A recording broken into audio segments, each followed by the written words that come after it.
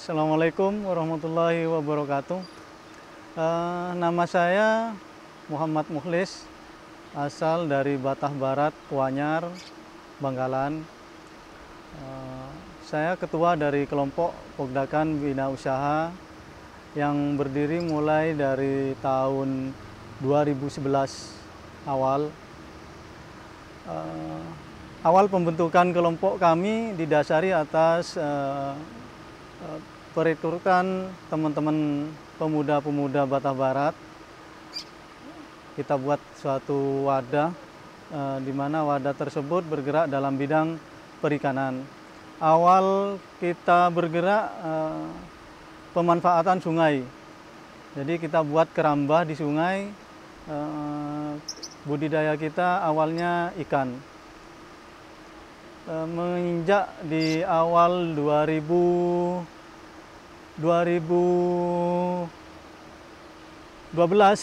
kita mulai budidaya di udang fanami dengan memanfaatkan pekarangan rumah.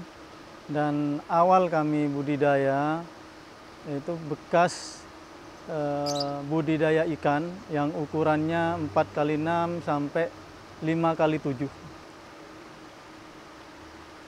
Alasan kami kita main di udang fanami dalam skala kecil. Satu, kita memanfaatkan pekarangan rumah. Kedua, pengelolaan yang lebih mudah ketimbang budidaya yang besar dalam skala besar. Dan di sini ada kita buat contoh seperti yang ada di album kami. Ini kita mulai dari budidaya ikan dulu. Jadi menginjak ke udang fanami, yang kita pakai adalah bekas dari budidaya ikan. Dan ini hasil dari panen kita. Awal kita mulai bergerak dalam bidang udang fanami. Terus di samping pemanfaatan itu juga ada nilai ekonomis masalah pembuatan. Tidak terlalu mengeluarkan biaya-biaya yang cukup besar.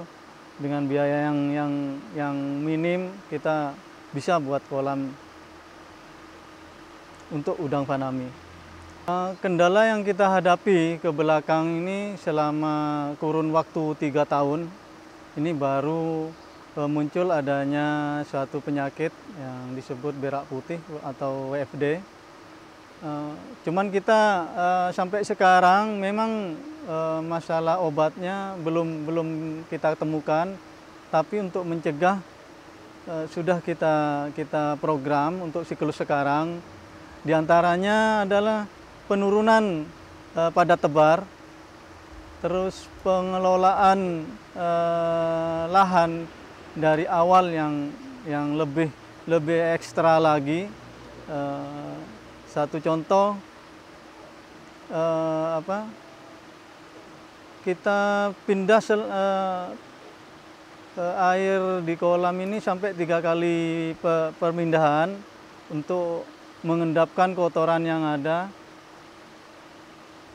Harapan kami ke depannya dengan adanya treatment yang kita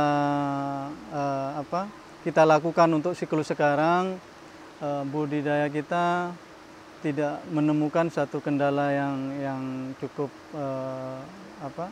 memadai. Harapan kami setelah siklus ini dengan perlakuan yang khusus, kita kembali normal budidayanya.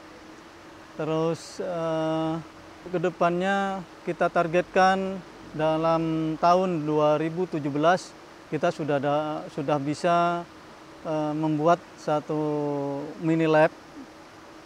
Nah, ini salah satu langkah untuk kita mengantisipasi sebelum terjangkitnya suatu penyakit seperti itu. Dan partisipasi dari teman-teman dinas, terus pemerintah juga mensupport kita agar budidaya kolam mini ini terus berlangsung, tidak punah, terus akan menumbuhkan nantinya di tempat-tempat yang lain seperti apa yang sudah kita lakukan. Ada keuntungan tersendiri dalam budidaya kolam-kolam terpal. Satu, memang nilai ekonomisnya. Terus yang kedua, secara omset kita lebih tinggi dari tambak-tambak besar. Sebab apa?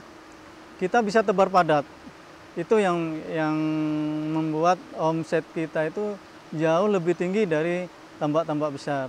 Karena kalau tambak-tambak besar, yang jelas semakin luas tambak, kita harus mengurangi padat tebarnya, seperti itu. Terus pengawasannya pun lebih mudah ketimbang tambak-tambak besar. Satu contoh, umpamanya ada suatu kendala, kita cepat bisa mengatasi, karena skalanya memang terbatas, seperti itu. Satu lagi keunggulan untuk kolam ini adalah masyarakat bawah, kalangan menengah ke bawah bisa budidaya di udang fanami karena memang pembiayaannya yang tidak terlalu besar. Jadi pemberdayaan masyarakat ini betul-betul bisa maksimal dengan nilai ekonomis yang sangat minim.